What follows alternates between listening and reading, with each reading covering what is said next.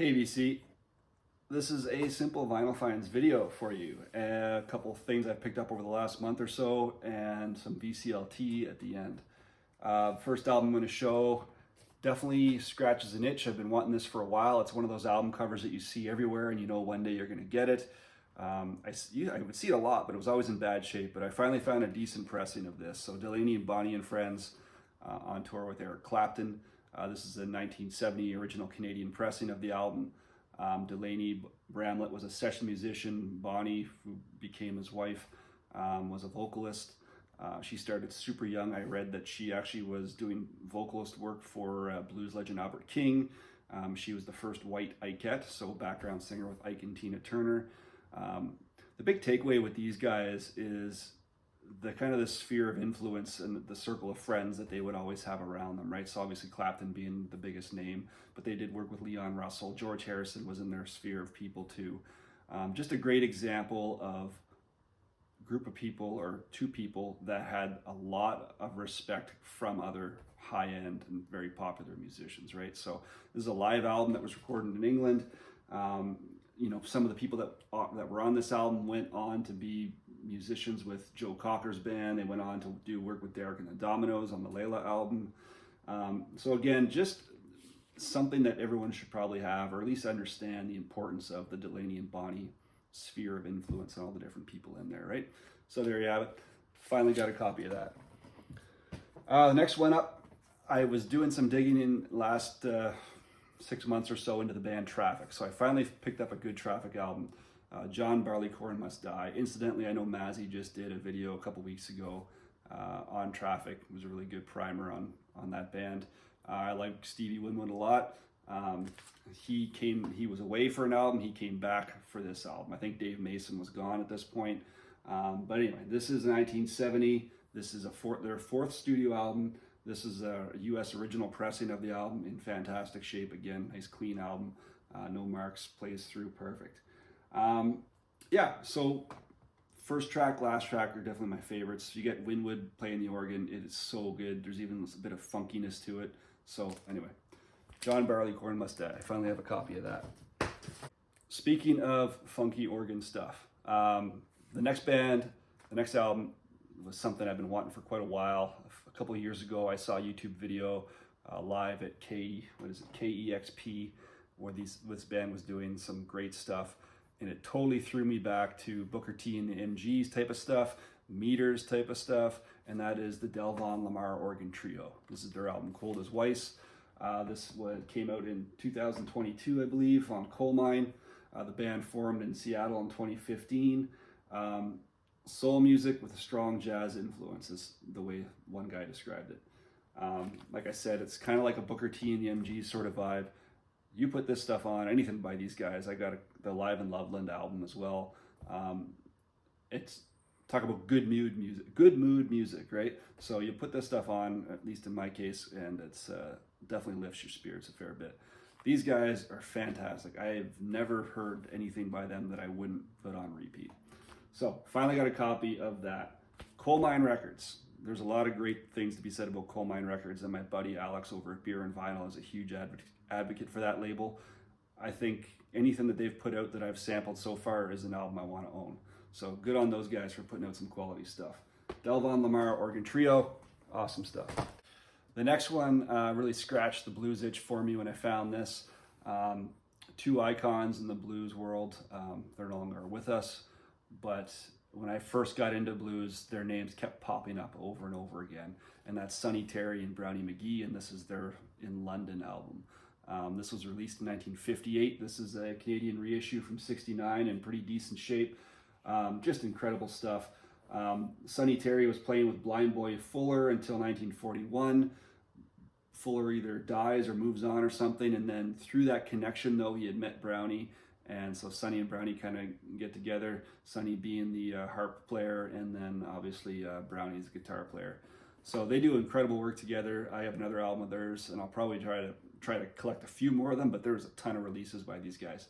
Anyway, some great, awesome blues stuff on this album. Super happy to pick it up.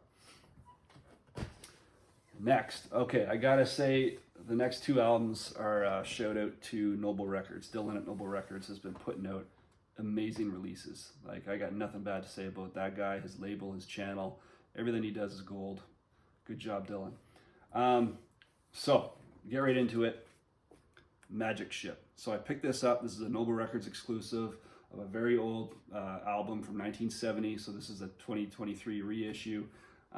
This is a band that formed in 1964 in Brooklyn. You know what? I could go on about how great the music is, but this was a purchase worth it, if only for the liner notes that came with the album. So, great color wax, by the way. Nice job on that. But the liner notes that come with it is basically them, one of the guys in the band, telling the story of how the band came to be. I'm not going to read it, obviously, but, you know, it starts out with the guy saying, yeah, 1964, we're watching the Ed Sullivan Show, the Beatles come on. The next day he calls his buddy and they form a band.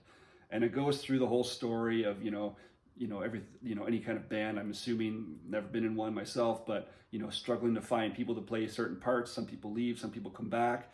And the whole story that goes along with that was an incredible read. And ultimately, it ends in a bit of a, I wouldn't say tragedy, no one died or anything like that, but they lost all their shit in a fire and it was kind of the end of the band.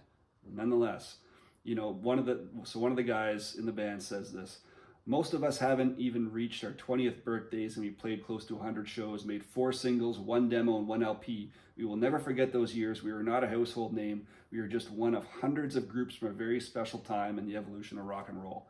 Pick up Magic Ship. It is a friggin' fantastic listen, and the story behind it is iconic as well. Just a great story of a band.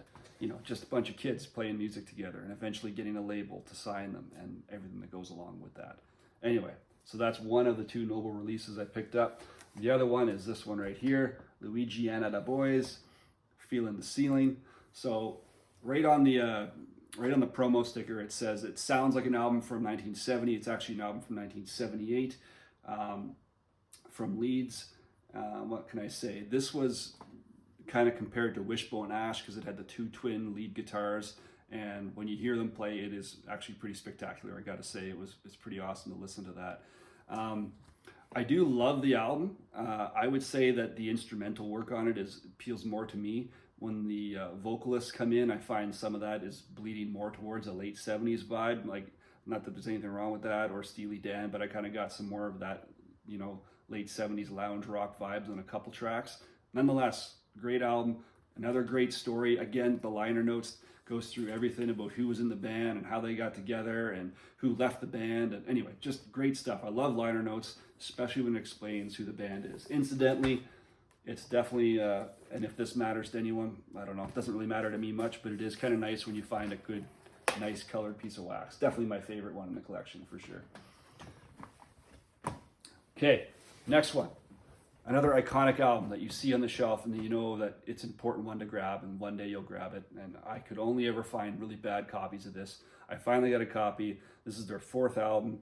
This was 1971. This is an original Canadian pressing of Jethro Tull's Aqualung. Sounds fantastic. I am so pleased with this. I do want to have a copy of the Steven Wilson remix. I understand that that's, lauded as one of the better versions out there. For now, this is great and this will do. I'm super happy to have it, right? So Jethro Tull formed in England in 1967. Again, this was their 4th album. And after this album, I think my understanding is, and Alex, you can correct me here, I don't know all my Tull. I know I have 3 albums. They became a lot more popular after this album.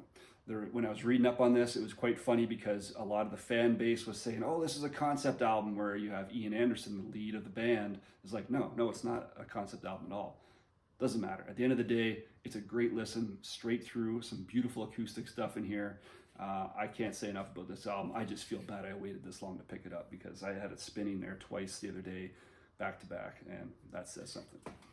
Okay, so that's almost it. One thing left to do. Alex, Beer and Vinyl, my man, sent me something in the mail here. I have no idea what this is. Ghost Funk Orchestra, A Song for Paul. So I've been following Coal Mine Records, and this is their sub-label Karma Chief, and they've been doing a lot of promo work for Ghost Funk Orchestra, so I'm super stoked to have this. Alex, you nailed it, my man. I can't wait to listen to this.